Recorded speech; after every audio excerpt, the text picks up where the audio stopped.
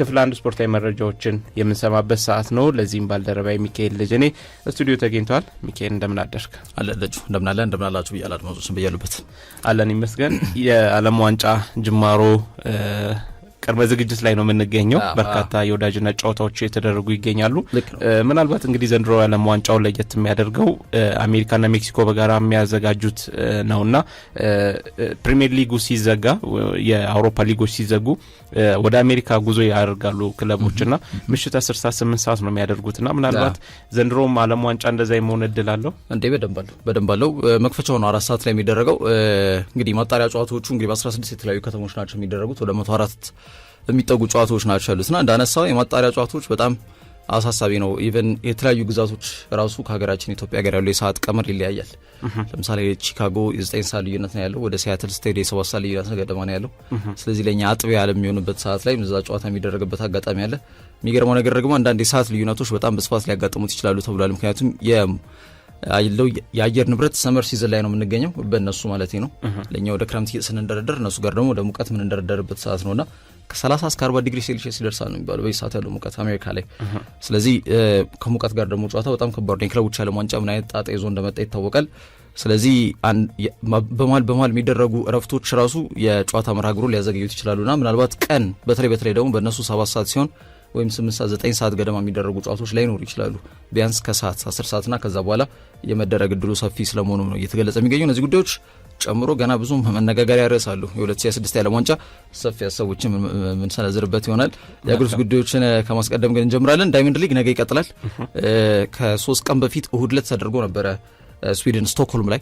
ነገ ደግሞ ኖርዌይ ተረኛዋ በኦስሎ ከተማ አማካኝነት ይህንን የዋንዳ ዳይመንድ ሊግ የውድድር ምዕራፍ የምታስተናግድ ይሆናል ማለት ነው። እንግዲህ ያው ዳይመንድ ሊግ ሲነሳ ሀገራችን ኢትዮጵያ ደግሞ የምናሳትፋቸው ተወዳዳሪዎች ይኖራሉ።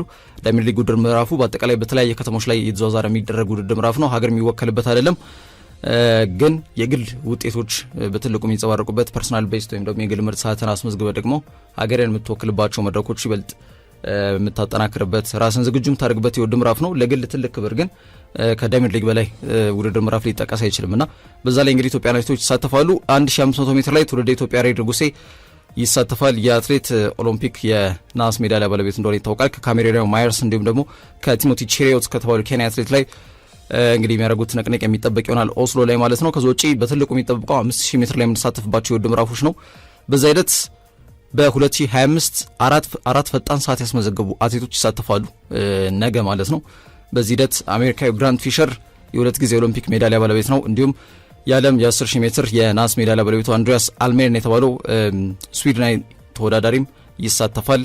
ይበን ይላል። ኢትዮጵያ ደግሞ በቢኒያም ማህሪ ትወክላለች ማለት ነው። ይህ ተስፈኛ ወጣት አትሌት ከነሱ ጋር የሚያደርገው ትንቅንቅ የሚጠበቅ ይሆናል። ብርሃኑ ባለው ሌላው ሀገራችን የሚወክል ተወዳዳሪ ይሆናል ማለት ነው። ከዛ ውጪ በሴቶች ዘርፍ ደግሞ ልቅና አምባውና ፍሬኒ ኃይሉ እንግዲህ 3000 ሜትር ላይ የሚያደርጉት ትንቅንቅ ይጠበቃል። ምክንያቱም ልቅና አምባው ሮም ላይ ወይም ደግሞ ጣሊያን ላይ ከ3 ቀን በፊት በ5000 ሜትር ውድድሩን በበላይነት ነበር ያጠናቀቀችው።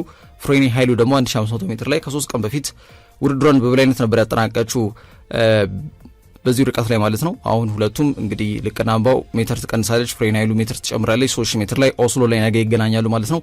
ከዓለም ከ20 ዓመት በታች እንግዲህ ሻምፒዮና አለሽኝ ባወቀም እዚህ ውድድር ላይ የምትሳተፈው ሌላ ኢትዮጵያ አትሌት ናት። ይህች አትሌት ሮም ላይ በነገራችን ላይ በዚህ በ3000 ሜትር ርቀት ላይ 3ኛ ጃኒዛን ያጠናቀችው። ከዛ በተጨማሪ ደግሞ የዓለም የ3000 ሜትር ኢንዶር ወይም ደግሞ የቤት ውስጥ የውድድር ምዕራፍ ሻምፒዮን ናት። ልክ አለሽኝ ባወቀ ይቀርታ ከነ ሊንደን ሆል፣ ጆርጂያ ግሪፊትስ ከተባሉ አውስትራሊያ ተወዳዳሪዎች እንዲሁም ሞረን ኮስተር ከተባለች ኔዘርላንዳዊትና ሃና ኑታል ከተባለች እንግሊዛዊ ተወዳዳሪዎች ጋር 3000 ሜትር ላይ የሚያደርጉት ትንቅንቅ በትልቁ ይጠበቃል። የዳይመንድ ሊግ የውድድር ምዕራፍ እነዚህ ስኬጁሎች ነገ ኖርዌይ በዋና ከተማ ኦስሎ አማካኝነት የምታከናውናቸው ስለመሆኑ መናገር እንችላለን። ከዛ ውጪ የኢትዮጵያ ብሔራዊ ቡድን ዛሬ ሁለተኛ የአቋም መለኪያ መርሃ ግብሩን የሚያከናውን ይሆናል። የመጀመሪያ የአቋም መለኪያ መርሃ ግብሩን ከማላዊ አቻው ጋር በተመሳሳይ ድሬዳዋ ስቴዲየም ላይ አድርጎ ጨዋታውን 1-0 በነጠባ ውጤት አሸንፎ እንደወጣ ይታወቃል። አሁን ሁለተኛ የምድብ ጨዋታቸው የሚያደርጉ ነው የሚሆነው። ጨዋታውን 1-0 ብናሸንፍም በጨዋታ እንቅስቃሴ ረገድ ተበልጠን ነበረ። ታክቲካል ዲሲፕሊናችን ግን ጠንካራ ስለነበር ውጤቱን ይዘን የወጣንበት አጋጣሚ ተፈጥሯል ብሎ ተናግሯል አሰልጣኝ ዮሐንስ ሳሌ። ከዛ ጨዋታ በኋላም ቅዳሜ የነበረ ጨዋታውን ያደረግነው ድሬዳዋ ላይ። ከዛ በኋላ የነበሩት እነዚህ 2 ቀናቶች ልምድ ሲያደርጉ ቆይቷል ብሔራዊ ቡድኑ።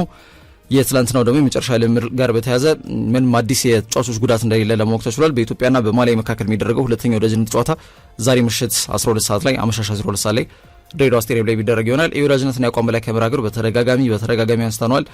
የዓለም አልኩኝ ይቅርታ የአፍሪካ ዋንጫ የ2027 የኬንያ የዩጋንዳና የታንዛኒያ የምንሳተፍበት እድል ለማመቻቸት የሚያስችል አይነት የአቋም መለኪያ ተደርጎ መቆጠር ነው ያለበት። አሰልጣኝ ዮሐንስ ሳሌም እንግዲህ አጨዋወት መንገዱን ተጫዋቾች ላይ የሚያሰርጽበት ትክክለኛ አጋጣሚ ተደርጎ መወሰድ መቻል ይኖርበታል ማለት ነው። በዚህኛው እንቅስቃሴ ምን ውጤት ይመዘገባል ይጠበቃል። በመጀመሪያው መርሃ ግብር ላይ ግን የአካል ብቃት እንቅስቃሴያችን በጣም ጥያቄ የሚነሳበት ነው በሚል እንግዲህ ተጫዋቾች ላይ በአጠቃላይ ሊጉ ላይ ያለውን ደካማ ጉዞ የሚያመላክት አይነት ሀሳቦችን ሰንዝሯል አሰልጣኝ ዮሐንስ ሳሌ።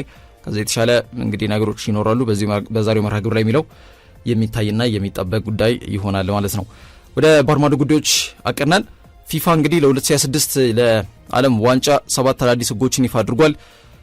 እነዚህ ህጎች ራሱ እንግዳ ናቸው ለእግር ኳስ ቤተሰቡ። ይሄ ራሱን የቻለ መነጋገሪያ ጉዳይ ነው። ገና መግቢያችን ላይ ካነሳናቸው ሀሳቦች በተጨማሪ የእጅር ወራ ጊዜ ገደብ አለ። የግብ ጠባቂዎች ከግብ ክልል ውጪ ኳስ የሚመቱበት ወቅት ሆን ብሎ ሰዓት ለመግደል ላይ የሚሞክሩ ከ5 ሰከንድ በላይ ከቆዩ የማዕዘን ምት ለተጋጣሚ ቡድን እንዲሰጥ የሚወሰን አይነት አዲስ ህግ ወጥቷል። አፍን ሸፍኖ መነጋገር ቀጥታ ቀይ ካርድ ያሰጣል። ከሜዳ ውጭ የሚደረግ ህክምና በህክምና ባለሙያ ውስጥ ህክምና የተደረገለት ተጫዋች ወደ ሜዳ ከመመለሱ በፊት ቢያንስ ለ1 ደቂቃ ከሜዳ ውጭ ይቆያል። የተቀየረ ተጫዋች በ10 ሰከንድ ውስጥ ሜዳውን መልቀቅ አለበት። ካለቀቀ የሚገባው ተጫዋች እሱን ተክቶት ማለት ነው ለ1 ደቂቃ ያክል ወደ ሜዳ እንዳይገባ ይደረጋል። which means እንግዲህ በ10 ደቂቃ ውስጥ ለቆ ካልወጣ እሱን ተክቶት የሚገባው 1 ደቂቃ ከሜዳ ይርቃል ማለት ቢያንስ ለአፕሮክሲሜትሊ ለ50-52 ሰከንድ ገደማ በጎዶሎ ተጫዋች ትጫወታለህ ማለት ነው ቶሎ ካልወጣ ተጫዋቹ።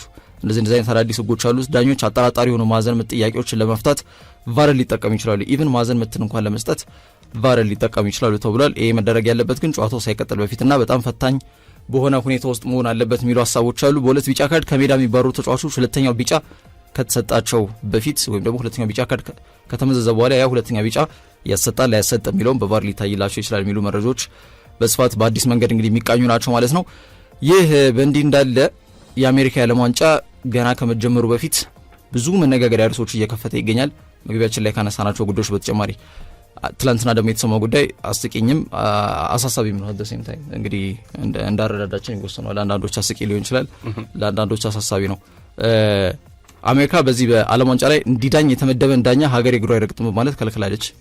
እኔ ምን ማለት ነው አሁን ማለት በቅርቡ አትሌቶቻችንና የስፖርት አንዳንድ አካላትን ቪዛ አልሰጥም ስትል ነበርና የኢራንና ኢራቅ ተጫዋቾች ጉዳይም እጅግ አሳሳቢ ነው። እርግጥ የኢራን ተጫዋቾች ሜክሲኮ ገብተዋል የሚሉ ተንቀሳቃሽ ምስሎች ወጥተው ነበርና ወደ አሜሪካ አቅንተው ይጫወታሉ የሚለው ራሱ ትልቅ መነጋገሪያ ነው። አዎ ያይ መጥቶት ይጫወታሉ፣ ግን ተጫውተው ጨዋታው እንዳለቀ በቃ ሀገር ይለቀው ይወጣሉ አውቶማቲካሊ የሚል ቀጭን ትዕዛዝ ተላልፏል በትራምፕ እንጂ ኢቨን ካምፓቸው ራሱ አሜሪካ ነበር መሆን የነበረበት። በግድ ነው ወደ ሜክሲኮ የሚሄዱት።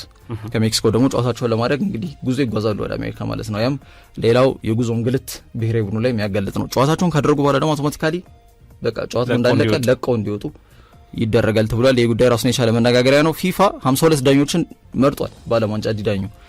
ከነዛ መካከል ኢቨን በካፍ ወይም በአፍሪካ እግር ኳስ አወዳዳሪ አካል ምርጥ ወይም ምስጉን ዳኛ በሚል የተሸለመው የመጀመሪያው ሶማሊያ የዓለም ዋንጫ ዳኛ ለመሆን የተዘጋጀው ኡመር አርታን ማያሚ አውሮፕላን ማረፊያ ከደረሰ በኋላ የደህንነት ምርመራ ምክንያት ፈቃድ ተከልክሎ ወደ ሀገሩ እንዲመለስ ተደርጓል።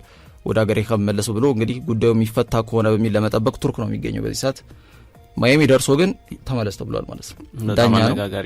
በጣም አነጋጋሪ ነው። በተለይ ጥቂት የአፍሪካን ዳኞች ናቸው እንዲህ አይነት ትልቅ ቶርናመንት ላይ የሚዳኙትና እጅግ አነጋጋሪ ነው።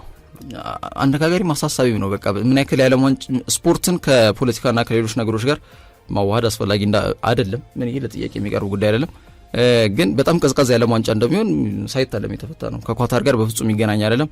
በሰዓትም በሁኔታም አሜሪካ ላይ ሲደረግም ያው በጣም ራስ ሲደረግ ለመጀመሪያ ጊዜ ነው እንጂ 1994 ተደርጎ ነበር። በጣም ራግን ሶስቱ ሀገራት አንድ ላይ ሲያዘጋጁት ነው በታሪክ ለመጀመሪያ ጊዜ የሚያደርገው። ያው ሶማሊያ በፕሬዝዳንት ትራምፕ የጉዞ እገዳ ዝርዝር ውስጥ የምትገኝ ሀገር ናት። ግን ይሄ ስፖርት ነው። ዳኛው የታወቀ ምስጉን ዳኛ ነው። ዳኝቶ ስራውን ሲጨርስ መውጣት የሚችልበትን አጋጣሚ ማመቻቸት ይቻላል። ለምንድን ነው እንደዚህ አይነት ነገሮች የሚፈጠሩት የሚል ጥያቄ እንድታነሳ ነው የሚያስገድደው። ፊፋስ ጣልቃ መግባት አይችልም እንደዚህ አይነት ጉዳዮች ላይ? ጥርስ አልባ ነው ፊፋ። ጃኒ ኢንፋንቲኖ ውድድሩ እንኳን በሰላም ተከናውኖ ብቻ የሚጨርስበትን መንገድ ነው እንጂ እየፈላለገ የሚገኘው። ጃኒ ኢንፋንቲኖ ኢምፖስ ሲያደርግ ብዙ አታየውም። ያው ከአጀሬው ትራምፕ ጋር ብዙ ጊዜ ፊት ለፊት መጋፈጥን አይፈልግም። ብዙ ጊዜ እንደዚህ አይነት ነገሮች እንኳን ሲፈጠሩ ልክ ነው ፊፋ አንዳንድ ኢምፖዝ ማድረግ ያለባቸው ነገሮች ሊኖሩ ይችላሉ። ግን ያን ነገር ከማድረግ ብዙ ሲቆጠብና ጉዳዩን ከመጋፈጥ ይልቅ ያው ባላየ ባልሰማ ነው የሚታየው። ሌላ አይነት አካሄዶችን እጅግ አነጋጋሪ ነው። እንግሊዝ ራሷ ብሔራዊ ቡድኖቿን በድሮ ነው ጠብቀው ነው ያለችው። በድሮ ነው ጠብቀው ካንዛስ ሲቲ ላይ ነው ያረፉት የእንግሊዝ ብሔራዊ ቡድን።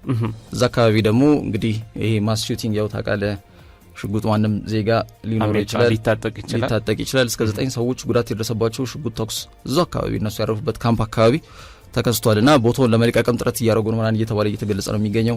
የስዊዘርላንድ ካምፕ አካባቢ ደግሞ መርዛማ እባቦች ያሉበት ቦታ ነው ያሉት። እሱንም ካምፓቸው ለመልቀቅ ጥያቄ አቅርቧል እየተባለ ነው። ውጅንብሩ ብዙ ነው። ደቡብ አፍሪካ ወደ አሜሪካ ለማቅናት ቪዛ እንግልቷን መሰረት ባደረገ መንገድ መድረስ ከነበረባት ቀን አንድ ቀን ዘግይታ ነው የደረሰችው። መክፈቻን ጨዋታ ደግሞ ታደርገው እሷ ናት ሐሙስ ከሜክሲኮ ጋር። ብዙ ክፍተቶች ናቸው ያሉትና የአሜሪካ የስደተኞች ቁጥጥር ኤጀንሲ ወይም ደግሞ አይሲ በስቴዲየሙ ዙሪያ ጥብቅ ፍተሻ እንደሚያደርግም አስታውቋል። ይሄ ራሱ ሌላ ስጋትን ፈጥሯል፣ በጣም ስጋትን ፈጥሯልና የኒውዮርክ ከንቲባ ዞህራን ማምዳኒ እንዲሁም ይህን ጉዳይ አንስተውት ነበር። ፊፋ ምን እየሰራ ነው ብለዋል። በዚህ ጉዳይ ፊፋ ምን እየሰራ ነው የሚገኘው? ስፖርት ከእንደዚህ ነገሮች ነፃ ነው።